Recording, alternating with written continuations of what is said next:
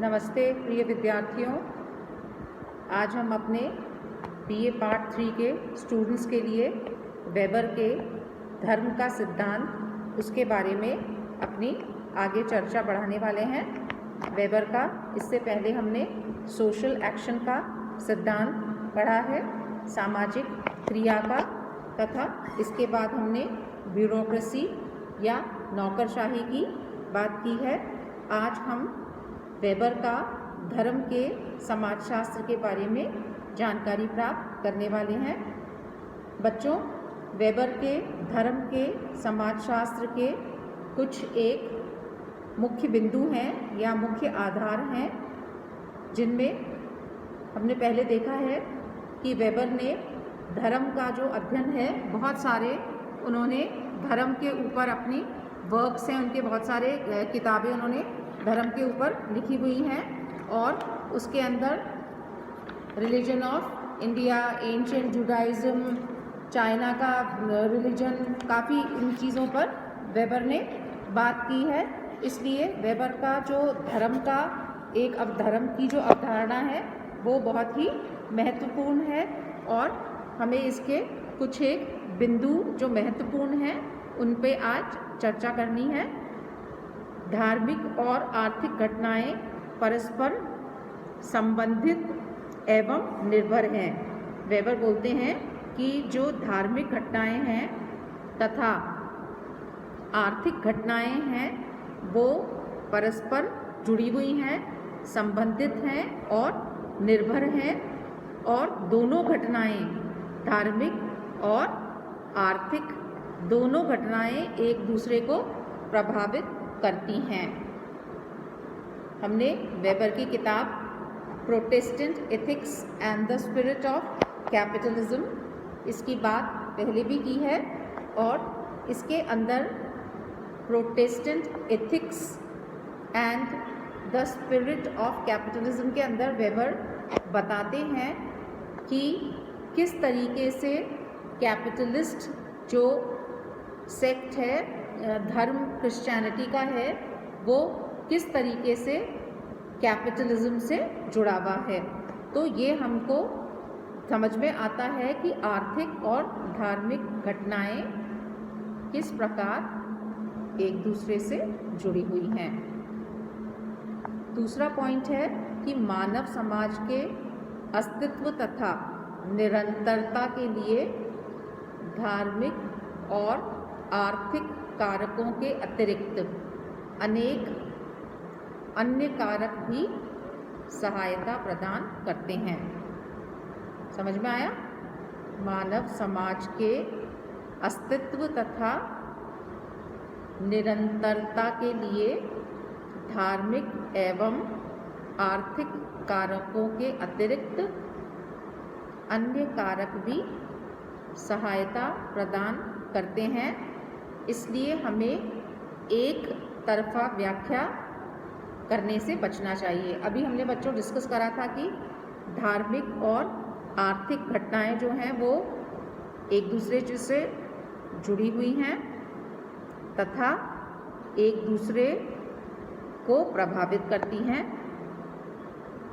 यही चीज़ वेबर ने आगे जाके बताई कि किसी भी मानव समाज के अस्तित्व के लिए सिर्फ धार्मिक और आर्थिक इन कारकों को ही हमको जोर नहीं देना है, बल्कि इनके अलावा भी और कारक हैं जिनका भी हमें जिक्र करना चाहिए। तीसरे नंबर पर क्या आता है प्रिय विद्यार्थियों? वेबर धार्मिक कारक को एक प्रकार का परिवर्तनीय तत्व मानते हैं जो आर्थिक तथा अन्य सामाजिक घटनाओं पर प्रभाव डालता है। क्या बात समझ में आई हमें? जो मैक्स वेबर हैं वो धार्मिक कारक को एक प्रकार का परिवर्तनीय तत्व मानते हैं। परिवर्तनीय तत्व मतलब विच इज चेंजिंग या विच कीप्स चेंजिंग। तो धार्मिक कारक जो है वो तो एक परिवर्तनीय तत्व है जो आर्थिक तथा अन्य सामाजिक घटनाओं पर प्रभाव डालता है। तो धार्मिक कारक आर्थिक कारक पर प्रभाव डालता है तथा अन्य दूसरे कारकों पर भी प्रभाव डालता है या उनको भी प्रभावित करता है। फिर अंत में वेबर कहते हैं, वेबर ने सभी धर्मों का आदर्श प्रारूप बनाकर उनके कार्य कारण प्रभाव तथा महत्व की व्याख्या की है। इसी प्रकार आर्थिक कारक में भी उन्होंने आदर्श प्रारूप को तुलनात्मक अध्ययन के लिए चुना है। मैंने आपको पहले भी ये चीज़ बताई थी कि जो मेथड यूज़ करा गया है वेबर के द्वारा, उसका नाम है वर्स्थेन। तो मैक्स वेबर जो हैं उन्होंने सभी धर्मों का एक आदर्श प्रारूप बनाकर और कार्य कारण प्रभाव कॉज एंड इफेक्ट रिलेशनशिप और उसके महत्व की व्याख्या की है। और इसी तरीके से आर्थिक कारक में भी उन्होंने आदर्श प्रारूप को तुलनात्मक अध्ययन के लिए, कंपैरेटिव जो हम स्टडी करते हैं, उसके लिए उन्होंने उसे चुना है। तो धर्म के आर्थिक आचारों के अंतर्गत मैक्स वेबर से संबंधित जो भी आध्यात्मिक सिद्धांतों और विचारों को महत्व न देकर आचरण के उन समस्त व्यावहारिक तरीकों की ओर अपना ध्यान केंद्रित करते हैं जो एक धर्म अपने सदस्यों के लिए निश्चित करता है। कोई भी धर्म जो है वो कुछ चीज़ें, गाइडलाइंस अपने फॉलोअर्स के लिए निश्चित करता है और उनके अनुसार धार्मिक आचारों और आर्थिक व्यवहार, इनके अंदर आपस में संबंध है।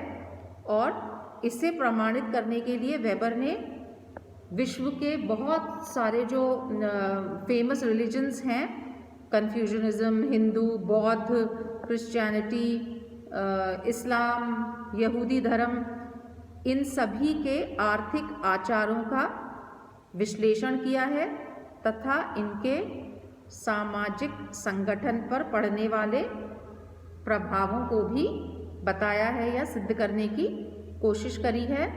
और ये प्रमाणित करने का भी प्रयास किया है कि हिंदू धर्म हो, चाहे बौद्ध हो, चाहे क्रिश्चियनिटी हो, इस्लाम हो, कन्फ्यूशनिज्म है, इनके आर्थिक आचारों के अनुरूप ही समाज का आर्थिक और सामाजिक संगठन निश्चित हुआ है।